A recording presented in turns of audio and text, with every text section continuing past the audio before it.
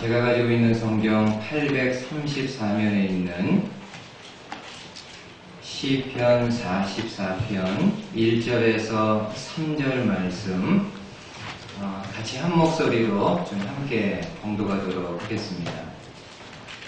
시편 44편 1절에서 3절 말씀 같이 한 목소리로 함께 봉독합니다. 하나님이여, 주께서 우리 조상들의 날 온 옛날에 행하신 일을 그들이 우리에게 일러주매 우리가 귀로 들었나이다. 주께서 주의 손으로 뭇 백성을 맺어주시고 우리 조상들을 이 땅에 뿌리박게 하시며 주께서 다른 민족들은 고달프게 하시고 우리 조상들은 번성하게 하셨나이다. 그들이 자기 팔로 땅을 얻어 차지함이 아니요 그들의 팔이 그들을 구원함도 아니라 오직 주의 오른손과 주의 팔과 주의 얼굴에 빛으로 하셨으니 주께서 그들을 기뻐하신 까닭이니이다. 아멘. 오늘도 함께 읽은 이 본문의 말씀을 가지고 또 하나님이 주시는 생명의 말씀 함께 나누도록 하겠습니다.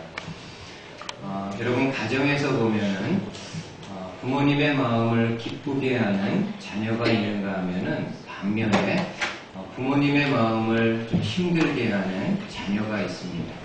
학교에서도 선생님의 마음을 기쁘게 하는 학생이 있는가 하면은 선생님의 마음을 힘들게 하는 그런 학생이 있을 수 있습니다. 여러분, 직장에서도 마찬가지겠죠. 직원들 중에는 상사의 마음을 기쁘게 하는 직원이 있는가 하면은 반면에 상사의 마음을 불편하게 하는 그런 직원이 있습니다. 일반적으로 우리가 누군가를 기쁘게 생각하면은 어떻게 하게 되죠?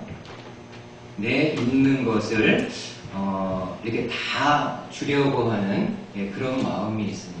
그리고 아무리 많이 줘도 아까운 생각이 들지 않습니다. 그만큼 그 사람을 사랑하고 기쁘게 여기기 때문입니다. 오늘 본문 시편 44편은 고라 자손이 쓴 교훈시라고 말씀하고 있는데, 특별히 1절에서 3절의 말씀은 하나님이 과거 이스라엘 백성들에게 행하신 일들을 기록하고 있습니다. 그 많은 일들 가운데 크게 두 가지를 여러분들과 함께 나누면서 오늘 우리에게 주시는 하나님의 말씀이 어떤 것인가를 함께 좀 나누도록 하겠습니다.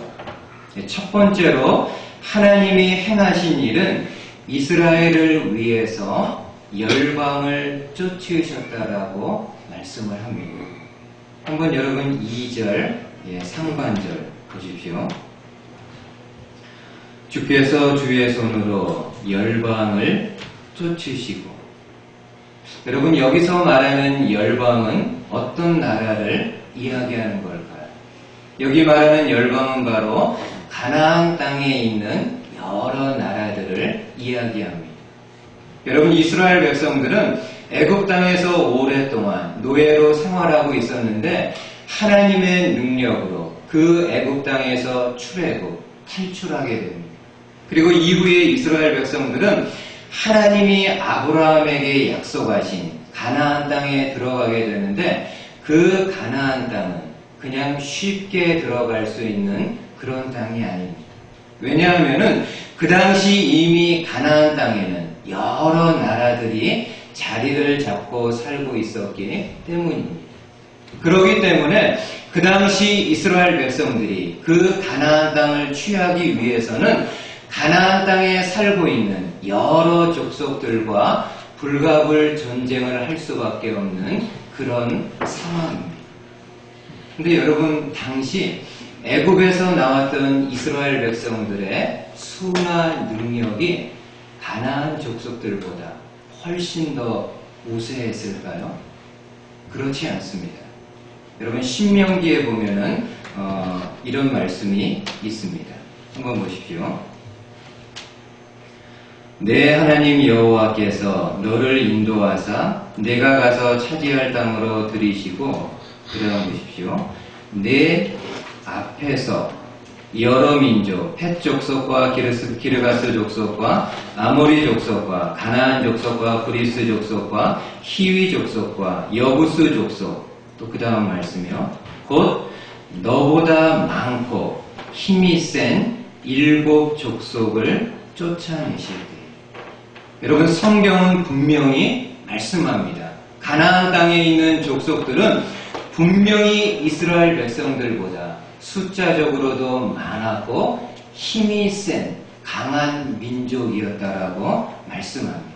그러니까 솔직히 애굽 땅에서 400년 동안 노예로 있었던 이스라엘 백성들이 가나안 사람들과 싸워서 이길 수 있는 확률은요, 그렇게 많지 않습니다.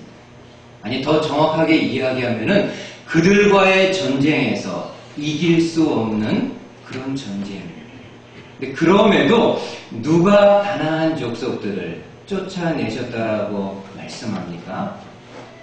내 하나님 여호와께서 쫓으셨더라. 그리고 오늘 본문에서는 주께서 주의 손으로 열방을 쫓으셨다라고 말씀을 합니다. 그러니까 하나님은 이스라엘 백성들 앞에 서서 그 전쟁을 진두지휘하면서 강한 가나안의 민족들을 하나둘씩 쫓아내셨다라고 말씀합니다.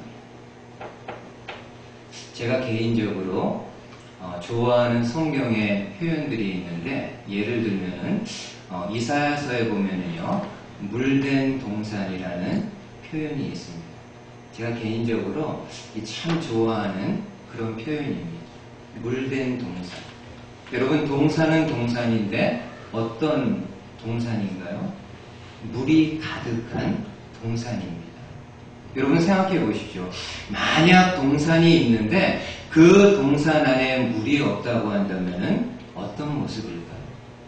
아마 더 이상 동산이 아니라 황량한 사막과도 같은 그런 황무지 같은 곳일 것입니다. 그러나 동산은 동산인데 물이 있는 동산, 물된 동산. 그래서 제가 주보에다가 글을 실을 때 그 타이틀을 물된 동산이라고 이렇게 하고 있습니다. 개인적으로 참 좋아하는 그런 표현입니다. 그리고 또 하나를 소개하면은 신명기 1장에 보면은 이런 말씀이 있습니다. 앞서 행하시는 하나님이다. 하나님에 대해서 소개할 때 뭐라고 표현하는가 하면은 내 앞서 행하시는 하나님이시라고 말씀을 합니다. 여러분, 앞서 행하시는 하나님이라는 의미는 하나님은 우리 앞에 서서 우리의 나아갈 길을 직접 인도하고 이끌어 주시는 하나님이라는 그런 의미를 가지고 있습니다. 한번 여러분 화면을 좀 보십시오.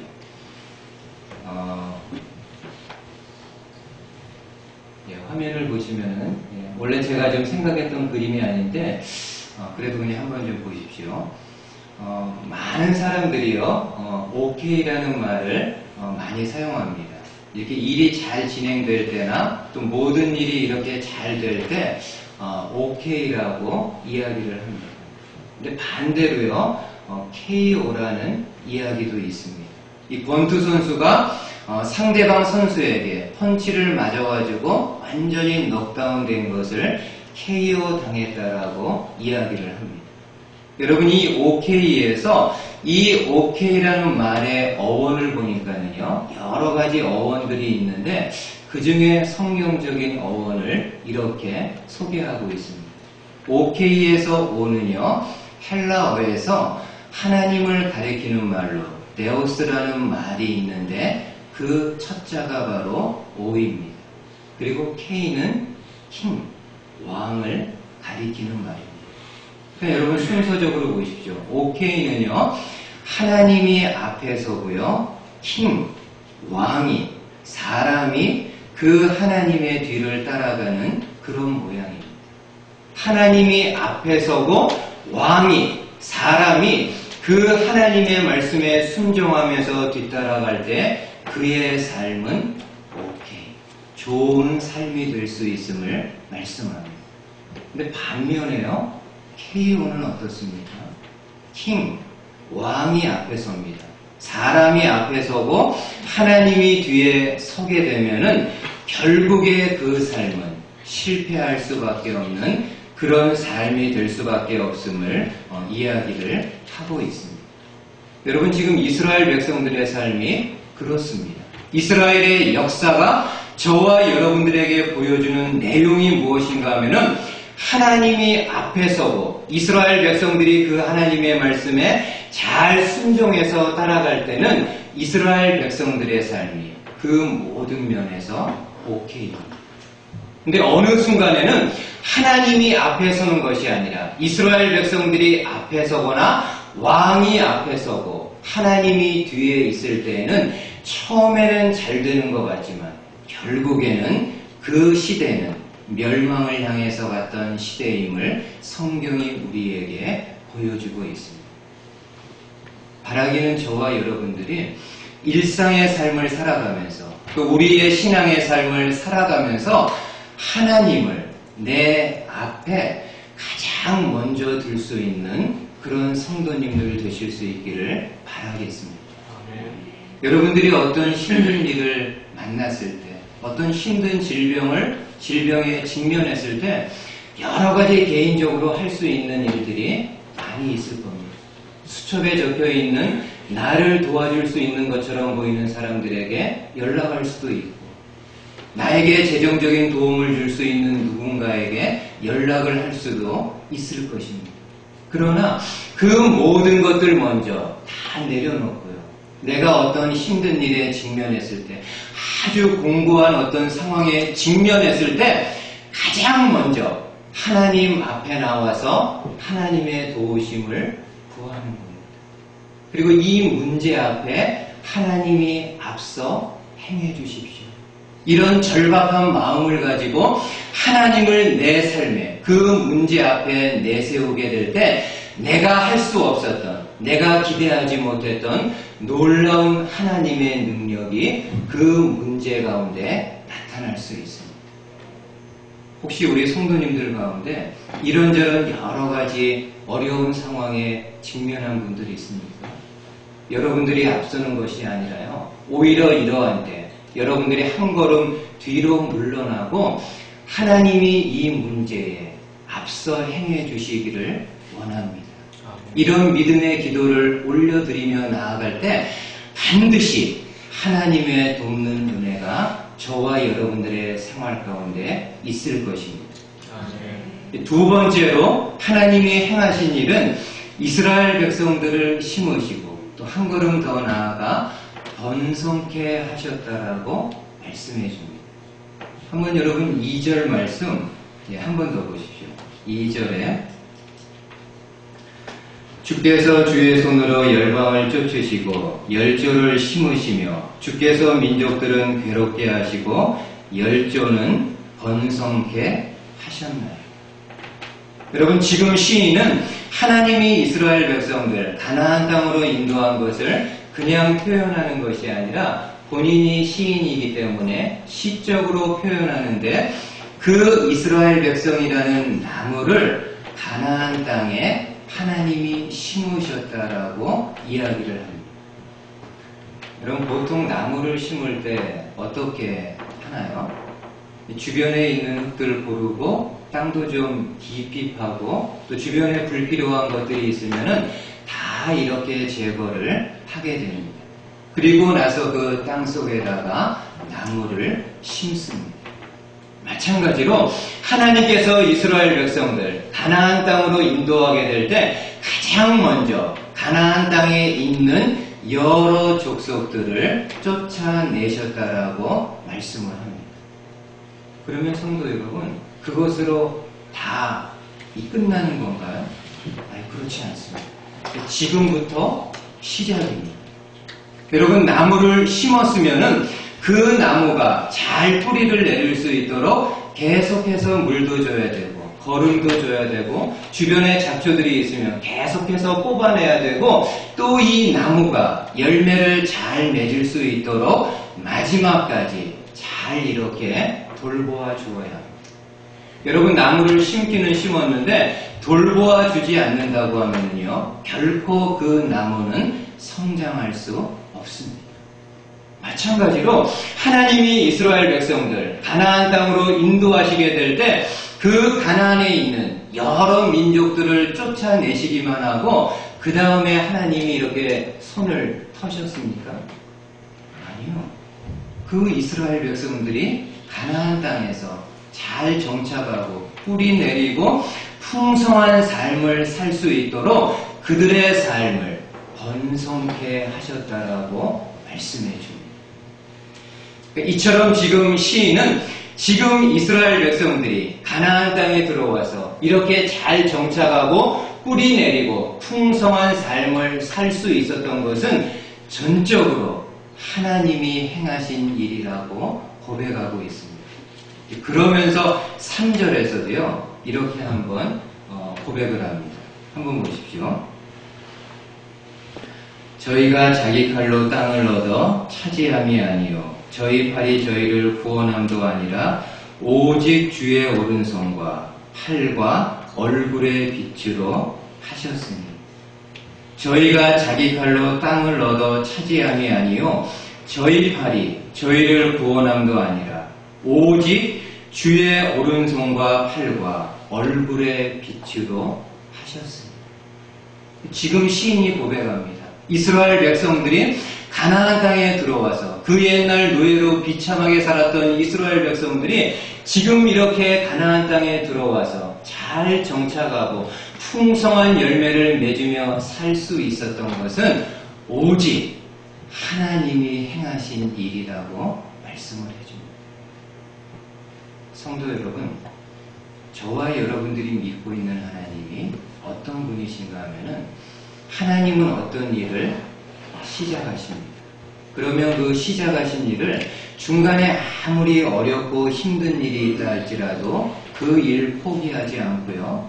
마지막까지 책임 있게 그 일을 이루시는 분이십니다. 그래서 빌립보서 1장에서는요. 하나님에 대해서 이런 소개를 하고 있습니다. 한번 들어보십시오. 너희 안에서 착한 일을 시작하신 이가 그리스도 예수의 날까지 이루실 줄을 우리는 확신하노. 너희 안에서 착한 일을 시작하신 이가 그리스도 예수의 날까지, 마지막 날까지 이루실 줄을 우리는 확실히 확신하노. 여러분, 지금 바울은 빌립보 성도들에게 이야기합니다. 여러분들 안에서 착한 일을 시작하신 하나님은 그 중간에 아무리 어렵고 힘든 일이 있다 할지라도 그 일을 포기하지 않고 마지막까지 여러분들을 위해서 이루시는 하나님이라고 말씀합니다. 여러분, 실제로 이스라엘 백성들이 그런 경험을 하지 않았습니까? 하나님은 이스라엘 백성들을 애굽 땅에서 이끌어내셨습니다. 그리고 그들을 가나안 땅으로 인도하게 되는데 가나안까지 가는 과정에서 그 광야 생활 동안에 얼마나 많이 하나님의 마음을 힘들게 합니다.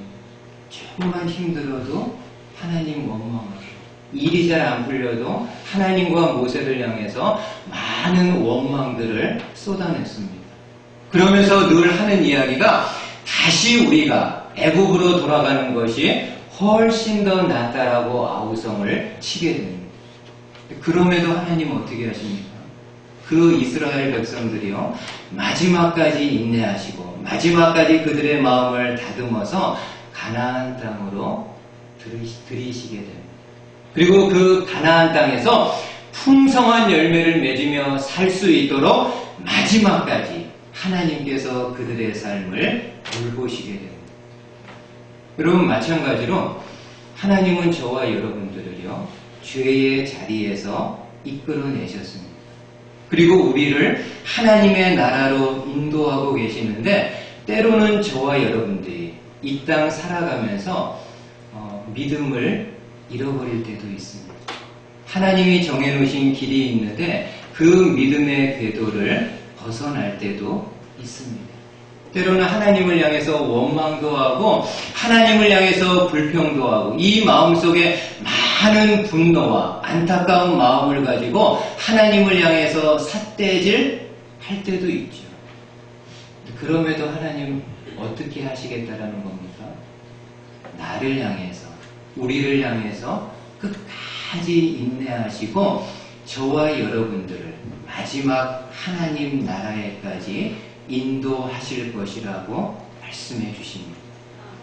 우리 안에서 믿음의 여정을 시작하게 하신 하나님께서는 중간에 아무리 어렵고 아무리 힘든 일이 있다 할지라도 다른 세상 사람들은 나를 포기할 수 있을지 모르겠지만은 내 부모조차도 나를 포기할 수 있을지 모르겠지만은 하나님만은 그 믿음의 여정을 포기하지 않고 마지막까지 하나님 나라에 이르게 하실 것이라고 말씀해 주십니다. 그러면 성도 여러분, 한 가지만 더, 이게 중요한데 하나님이 이스라엘 백성들을 위해서 도대체 이러한 일들을 행하시는 이유는 무엇일까요? 도대체 하나님이 왜 이스라엘 백성들에게 이렇게 큰 은혜를 베풀어 주실까? 이유가 있습니다.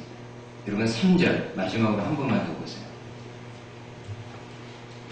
저희가 자기 칼로 땅을 얻어 차지함이 아니요 저희 팔이 저희를 구원함도 아니라 오직 주의 오른손과 팔과 얼굴의 빛으로 하셨으니 그 다음에 이유가 나옵니다. 주께서 저희를 기뻐하신 영광이다. 주께서 저희를 기뻐하신 이유입니다.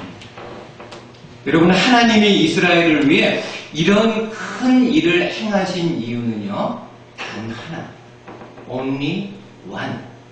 그들을 어떻게 했다고요? 기뻐하셨기 때문이다. 여러분 하나님은 이스라엘 백성들 많은 민족들 가운데 택하셔서 하나님의 백성, 하나님의 자녀로 삼으셨습니다. 그리고 그들을 기뻐하십니다.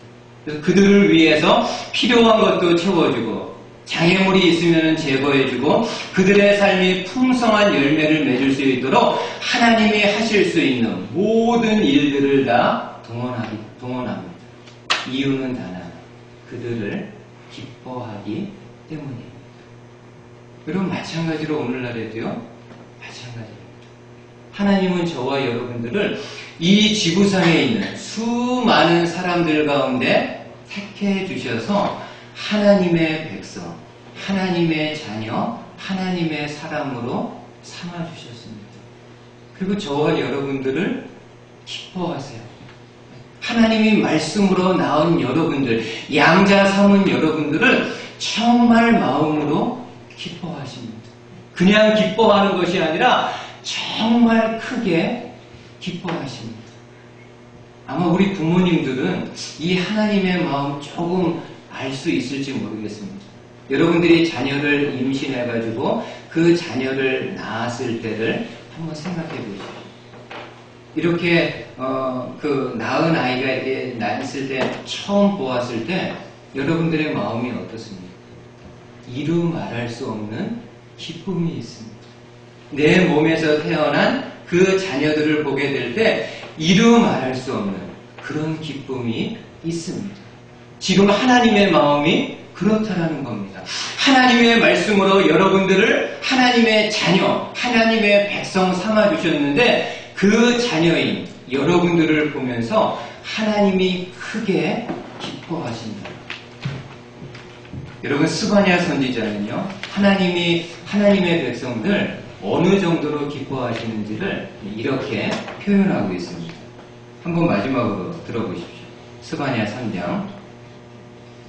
너희 하나님 여호와가 너희 가운데 계시니 그는 구원을 베푸실 전능자이시라. 그 다음 말씀입니다. 그가 너로 말미암아 기쁨을 이기지 못하시며 너희 하나님 여호와가 너희 가운데 계시니 그는 구원을 베푸실 전능자시라. 그가 너로 말미암아 어떻게 하신다고요? 기쁨을 이기지 못한다. 하나님이 여러분들 한 사람 한 사람을 볼 때 너무 기뻐가지고요.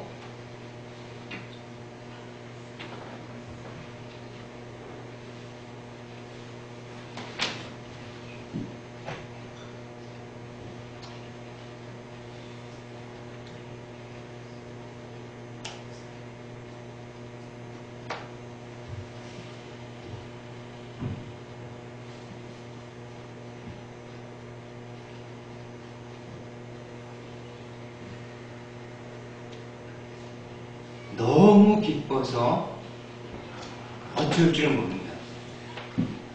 설령 여러분들이 친구들한테도 사랑받지 못하고 혹은 부모로부터도 사랑받지 못하는 사람이라 할지라도 세상 사람들은 다 기쁘게 여기지 않는다 할지라도요, 하나님만은 하나님이 택한 당신의 자녀를 향해서 기쁨을 이기지 못한다라고 말씀해 줍니다. 그러기에 여러분들이요, 입을 열어서 하나님의 도우심을 구할 때 그 하나님이 들어주시지 않을 수 없다고 말씀합니다. 성도 여러분, 하나님은 여러분들을요, 기뻐하십니다. 우리 자녀들, 하나님이 여러분들이요, 정말 사랑하고 기뻐하십니다. 한번 여러분 마지막 이 화면 한번 보십시오. 일본의 장로교 목사이고요. 기독교 사회운동가인 가가와 도요이코 목사님이 있습니다. 이 도요이코 목사님은 예수님을 만난 이후에 그 나머지 여생을 가난한 사람들과 함께 살았기에 일본에서는 가가와 도요이코를 빈민의 가난한 사람의 아버지라고 하면서 일본인들이 지금까지도 가장 마음으로 사랑하고 존경하는 사람 중에 한 사람입니다. 여러분, 가가와 도요이코는 고베시에서 기생의 아들로, 첩의 아들로 태어난 사람입니다. 반면에 아버지는 그렇고 그런 사람이 아닙니다. 아주 상류층에서 명망 있는 아주 유명한 아버지셨습니다. 근데 어머니는 기생, 첩으로 들어왔기 때문에 가가와 도요이코는 늘 그 이름 앞에 기생의 아들이라는 타이틀을 가지고 살았던 사람입니다. 근데 그의 나이 5살이 되었을 때 두 부모님 다 여의고요, 할머니 손에서 자라나게 됩니다. 가가와 도요이코의 마음속에 늘 열등감이 있습니다. 자기 자신은 기생의 아들이고 어디 동네에 나가도 사람들이 손가락질은 안 하지만 마음으로 자기 자신을 향해서 쟤는 기생의 아들, 첩의 아들이라는 그런 열등감이 있고, 또 아버지로부터 한 번도 아버지로부터 그 뜨거운 따뜻한 사랑을 받아보지 못했기 때문에 늘 마음속에 그런 열등감을 가지고 살아갑니다. 그러던 어느 날요, 동네에서 예수님의 복음을 전하는 한 미국 선교사님을 만나게 됩니다. 이 미국 선교사님이 가가와 도요이코에게 이런 복음을 전합니다. 한 문장입니다. 하나님은 당신을 사랑하십니다.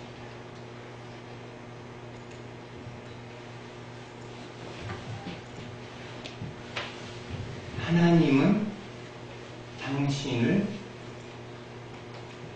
사랑하십니다. 그때 가가와 도요이코가 선교사님에게 이렇게 반문합니다. 선교사님, 하나님은 기생의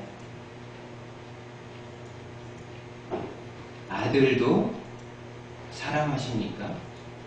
첩의 아들도 사랑하십니까? 태어나서 지금까지 아버지의 사랑을 한 번도 받아보지 못한 비참한 인생인데 이런 나도 하나님이 사랑하십니까?